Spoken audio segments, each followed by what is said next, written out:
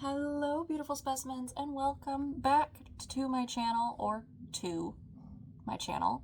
As you can see, my hair is now black. That was not intentional. The box dye, I know, box dye, I get it. It was red, and in certain lighting, you can see the red. I can't get a really good angle to show you. But it should lighten up over the next thing. Possibly my next video, it should look a little more red. Don't really know, but it's black right now.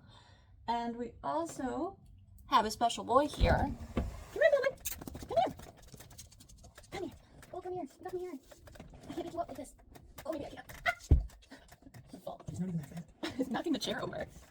Oh, hi, Bob. Oh, the little birthday man. He turns 1 today. Say hi. Hi. Happy birthday. Oh. And I am here with my husband and roommate. So I'm here with both of them today. And are you guys ready? It's a birthday special. All right. He's sniffing your crotch. His crotch. It's like I'm saying. Thanks, Mia. I'm on the floor. All right. Am I the a-hole for refusing to make calls to social services on my GS behalf? Ow. My 30 male partner, 29 female, okay, has phone anxiety and executive dysfunction? I guess? Okay. A lot of the time, I need to be on top of things like bills, coordinating repairs, etc. I've more than accepted that. Without revealing where we live, she's been unemployed for nearly 2 years and has been on social services payments this whole time. I've been, and still am, working full-time. She has a fair chunk of savings from when she did work, and we currently live with my parents. So there's not many household expenses at the moment, though obviously she doesn't get much income. Recently, we went on a long vacation, and before doing so, I told her that she should notify social services that she would be leaving the country, as they would have to pause her payments until she returns. 4 weeks into the vacation, she gets an international call from them, which she missed, and a notification that she now owes them money. So obviously, she didn't do that. I kept my mouth shut since scolding her wouldn't really do anything just to get it sorted out when we returned. Now, 2 weeks after we're back, she comes in whole while I'm working from home. While, I guess. I think it's supposed to be while. While I'm working from home, saying she's too anxious to call them and get it sorted out. I offered to be there on hold with her since I still need to get work done. She says I could call them on my behalf when I'm on lunch break. I refuse because these calls take a notoriously long time and would almost definitely eat into my work hours as well. She's now calling me selfish and the a-hole for refusing. I asked after finishing work if she called. She said she hasn't, just saying why does it matter to you? Additional context. I'm currently in therapy for various things. She's on the spectrum and hasn't been to therapy in years. Despite me telling her to start again, she cites the cost, which is admittedly pretty expensive. I also have to pay for our couples therapy when we do that. The social services line is only open during typical work hours. My work isn't always busy, but I do receive calls from clients out of the blue, so it's expected I'm at least present and ready to answer during work hours. Reddit has deemed this not the a-hole. I mean, you're not the a-hole for getting upset with her for not doing what she needed to do. But, I mean, maybe checking in before going on the vacation to see if she did do it would have been a little smarter. I don't really understand how the social service payments work, so I can't really speak much on that. But, yeah. I just feel like the chick is lazy. Like I don't, because I get phone anxiety. Well, I get phone anxiety. I get having trouble with that. All that stuff. Okay, I get that, but this is for your income.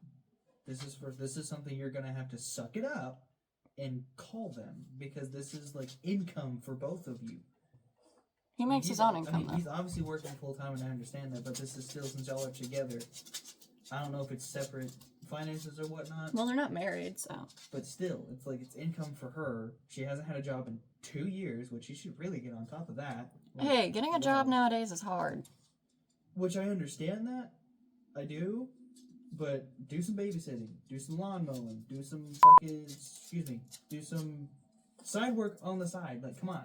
Like, do something. It's still a lot harder nowadays than to do rather anything. than just sit there. Especially if you're on the spectrum and have these problems like babysitting. It could be hard to trust you to babysit, or you could not trust yourself to babysit. You could be scared that something is going to happen with that child and it's not yours to, What about you, Dina? What do you think about this? What do you think? What do you think about this? It's a bit of both, to be honest with you. She needs to, unfortunately, since he explaining his work, and if he's honest about how his work is, he can't make that type of phone call, so she needs to at least figure out a way to at least deal with it for a time being until he's able to hop on the phone. I get phone anxiety, I understand, but at the same time, if he's unable to do it and it needs to get done, it has to get done. You can't delay that type of phone call.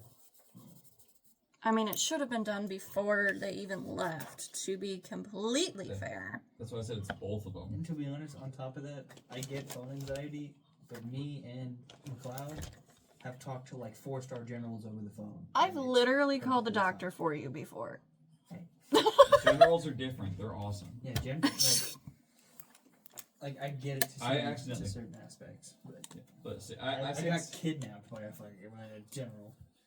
It's a bit of both. Yes, he should have asked or said it done prior, but since it wasn't, she should have done her part and made the call, at least until he's able to like hop on the phone, or he could have asked his work. A lot of what ifs. But since he works from home, they're not going to excuse him for that. Well, he's at the moment working from home, so it's kind of a both thing. So it's probably during COVID. Yeah. But to add context to the whole general kidnapping thing before the comments go nuts, it was during exercise week where something went off, like an alarm, and we had to go inside and hunker down inside. Since I was during the exercise and I was in gear, I had to go inside, stay there until it cleared, and a commander, who was a 1-star at the time, was like, hey, I know you're from the 8786 FSS. I know your commander. And we started talking, and he took a selfie, and it turns out that picture went to our commander saying, hey, I kidnapped your troop. He's being held for ransom. Oh, I remember that story.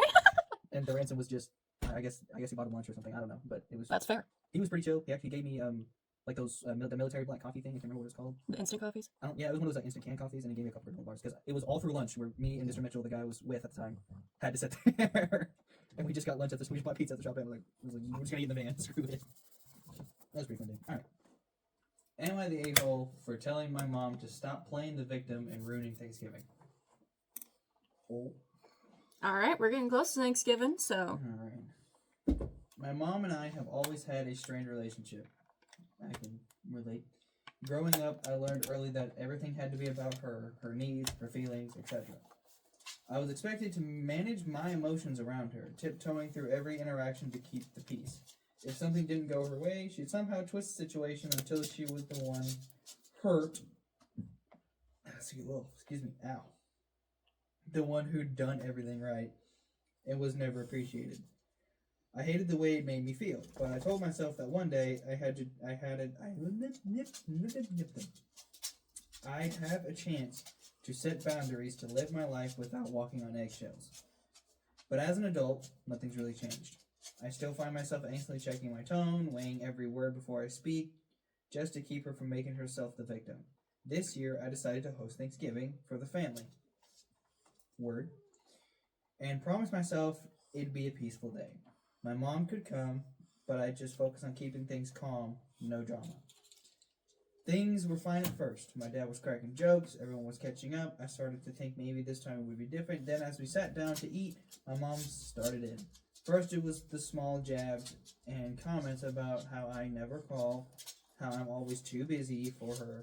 I tried to brush them off, but then she moved on to bigger things, saying how family means so much to her. But she feels like she's the only one who cares. That's when she launched into her usual spiel about how much she sacrificed, how no one appreciates her, and how she's such a good mother who's never shown gratitude, in quotation marks. I could feel my blood start to boil. I tried to hold my tongue, but I couldn't do it. I snapped and said, "Mom, you really need to stop playing the victim. It's exhausting, and that's why we don't get along." The room went dead silent. She sat there, shocked, before her face crumbled and started crying. She called me cruel, heartless, and said I'd ruined Thanksgiving. She said she's only ever tried to love me, but I was too selfish to see it. She stormed out, and my dad followed her, giving me a sad look, like he knew this was coming but couldn't do anything about it. Now the family's completely divided. Some of my relatives have called me to say they understand that she needed to hear that, but others think I was heartless. That I could have been kinder and more tactful. Tactful. They kept saying she's my mother, and that one day I'll regret speaking to her this way, but part of me feels like I had to say it. If I didn't draw a line now, I'd be stuck in the cycle forever. I'm conflicted because I never wanted to hurt her, especially not on Thanksgiving. I just couldn't keep pretending her behavior was okay. She refuses to see her role in our issues, and I'm tired of always being the one who has to accommodate her feelings. So, am I the a-hole for finally telling her the truth, even if it hurts? I'm just saying. It sounds like a very familiar song and dance to situations that I know. You're not the a-hole. Someone like that is, what's the word, narcissist? Mm-hmm. Narcissistic. She sounds like a grade A narcissist. The mother in that situation is very much narcissistic and wants to make everything about her. It's very, very difficult. Realistically, she should get therapy. Is she going to? Probably not. And, you know, it's just some things that you gotta live with. Life is pretty unfair sometimes. That's what rude awakenings are for. Hey, it's a mom. That's all it really is. It's a Reddit mom. You can't expect much. Yeah. I don't know what you expect. Unfortunately, if it's one of those mothers, more often than not, from what I've seen, most people do not regret saying it. They regret making their mother hurt, but don't regret saying it because otherwise it was going to blow up and hurt a lot more later on. And I was just going to continue on because sometimes it will stop their antics or like lessen them. Other times it won't. I can't say for every single person, but that's just what I've noticed. It really depends on the person, though. To be perfectly honest, let's say that something like this would happen to me. How I would handle the situation is I would throw the turkey. G-Fuel. Great wording, man. But anyway, we'll save that part a second. I would probably handle it the way I would normally handle conflict. I don't like conflict, and I think most everybody in my family can agree. But at the same time, if it's this bad, I'm just gonna call her out and just be like, bro, like, why are you playing the victim for everything? We're adults, we have lives, we cannot constantly be on the phone with you 24/7. Like, I just come with a compromise. Like, do you want me to text you more? Is that a thing? Because I can do that really quick while I'm at work or doing something. I can be like, hey, how are you doing? Even a text doesn't satisfy some people. I know, but still, it's like, I'm grateful that my family understands that I'm an adult. I'm a grown-ass man. You're now family. I will do whatever it is I do throughout my day, and if I have time, then I'll call them or they'll call me, which is why I'm thankful, which is why my stepdad called me. He's like, hey, how's it going? And he checks up on me when I don't talk for a while. I like it. At first I hated it because it was annoying, but now it's like, now I'm halfway across the world, it's time to catch up, like, this is happening, so on and so forth. But if it's something like that, I would never talk to that person again after that until they fix their attitude. I'm just glad you don't talk to a specific person again. Or anymore. Yeah. Alright. So me and him agree this one's better than the one you found. So, oh, okay. would I be the a-hole to ban my son's girlfriend from my house? Probably not. Oh, hang on now. Hang on now. I'm just saying, preemptively, probably not. My 20... I read there's 25, it's 52. God. English is hard. Mm-hmm. My 52 female, son 22 male. So I'm saying she is 52, her son's 22. Okay. Has started bringing his girlfriend over a little over a month ago. He's What? 22. Why the heck is he still living with his mother? Anyway. Well, I mean, society's hard. The economy is hard. I take that back. The first time he brought her over, I took it quite formally and cooked up a feast, but it soon became obvious it's becoming a daily thing and not just one-time formal thing. So it's just coming over every day. Okay? The first meeting, she came quite a bit late, and the food was cold by the time she came. No pardons or anything, and when we were done, she helped to pack up, and we thought she would kind of get the notion, but since it was her first time here, we didn't say anything. Okay, being respectful, I like it. As for desserts, I like to do this thing. Example for what? Anyway, as for desserts, I will prepare. Making cupcakes. I will prepare the icing, and everyone would gather and decorate their dessert. But she made it quite clear from the get-go she wasn't interested in that stuff. So for basically the last month, she's almost here daily. She would request for specific dishes with no thanks and stuff. My other son, 17, has also verbally called him out on her not contributing anything and anything gently, but she said something around the lines of no ring, no wife duties. I don't see this thing as a wife duty. I would do this for my friends hang out, and everyone in my house put a hand in. My daughters, my husband, my sons. So she does that with everybody. So today, when my son told me that she requested a specific meat pie for dinner, I am quite done. However, I don't want to affect my relationship with my son over this, especially since she really likes her a lot, but I'm really considering banning her from our dinners. Ban!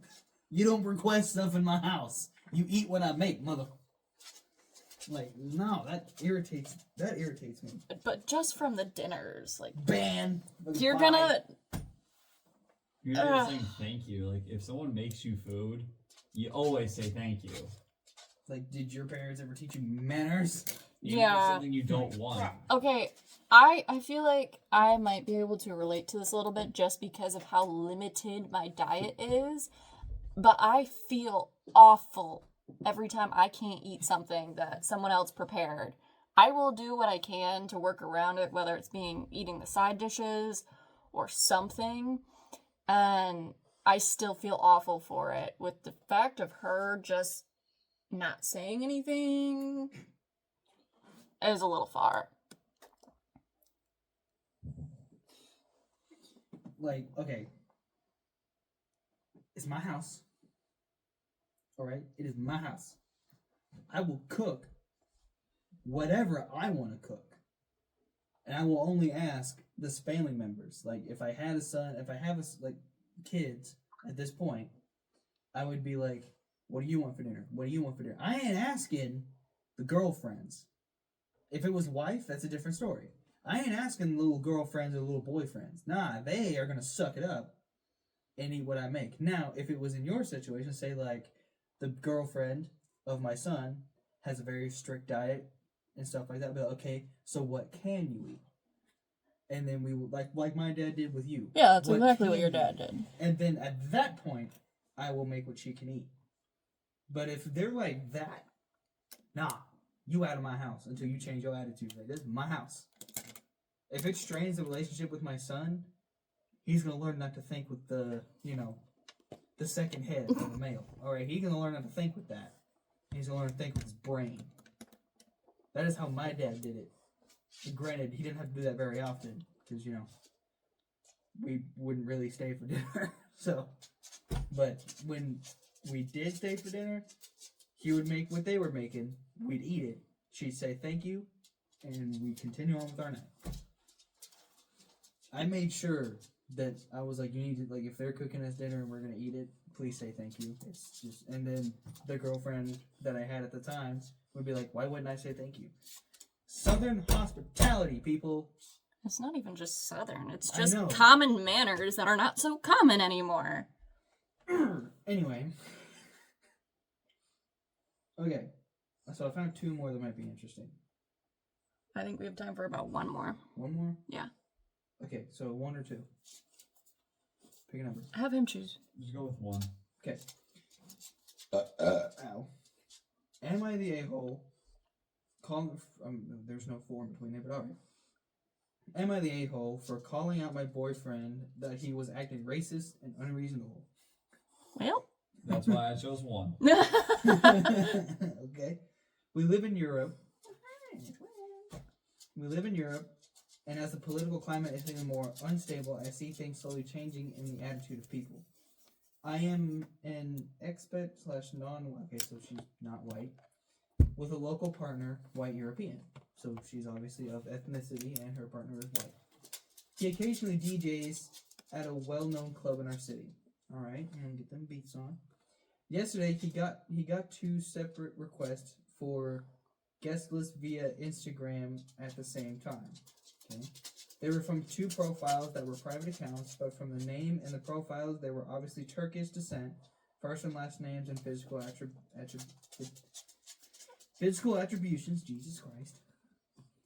In the profiles, descriptions were short, abbreviations. I spelled completely wrong, but alright.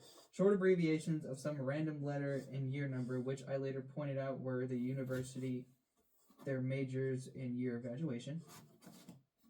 My boyfriend started to get really paranoid and told me that the messages felt really odd as they were in English and formulated like bot / robotic.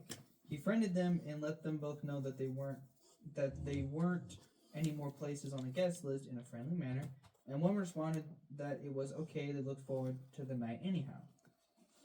Once they both were connected on Instagram, my boyfriend scrolled through their followers to see if they had anyone in common and noticed most of the 700 followers on one profile were fake, and most had closed profiles, none from our city or even country. However, this one had lots of photos of himself, travel, and whatnot, and it was a 5-year-old account, so you see him age. The other profile had 3 photos and very little followers as well, with only private accounts. I get it could look sketchy, but all I saw were boys in their early 20s, maybe in a Urine's exchange program, so the exchange program. Maybe bought some followers to impress girls and looking to get in free at a club. So one of them was actually legit, the other one was kind of sketchy. Okay, so I see that. Here's where it went south. Uh-oh. He started to ramble off that he was scared that this could be an attempt at a terrorist attack. I pointed out that first, he has no reason to think such a thing, and there's not been an attack on Europe from Turkey, and lastly, this is a flat-out profiling based on what they look like. He started to lose his mind, even having a mild panic attack, saying he didn't want to die. And I told him to stop acting like a racist. He got really offended and backed off. In the end, he calmed down and went to work and was all good. Afterwards, he came back alive, obviously, and started to tell me that he was really disappointed in me for not being more supportive when he was having a panic attack. I told him I couldn't support him when he was spouting crazy and profiling such racist crap, especially since I am a non-European / non-white myself. His panic could have caused harm to someone else. Maybe if he told the bouncer might have discriminated and hurt someone totally innocent. He lost it and compared it to if a woman walking in the dark, she would naturally be wanting to avoid walking near strange men. That it had nothing to do with profiling. He said I should have just been more empathetic, hugged, and supported him. Am I the a-hole? Should I have been more supportive? I feel like I can lose my mind in this society. Thanks. I feel like you should have been more supportive to an extent. If someone's having a panic attack, you can't just be like, you're overreacting. They're having a panic attack. You can't always control having a panic attack. I agree with her. But It's a bit of both. Yeah, if you're having a panic attack, get them away, calm down, but tell them like you're also having a panic attack over stereotypes and yeah, you need to like sit down and have a conversation with him once he's calmed down, Yeah. rather than just be bluntly rude about it. And also the account that had like bot followers and stuff like that, there are bot accounts that will reach out to you for so many different things, and that doesn't equate terrorism. I see how that's sketchy, but the other guy, that's genuine. Yeah. Get up here. Where are you going? But alright, Hey. I am going to do finishing touches, and I will be right back. And I'm back. I just added a bit of lashes and mascara, obviously, and a little red lip. Let me know what you think down in the comments below, and I hope you guys have a wonderful day. Bye!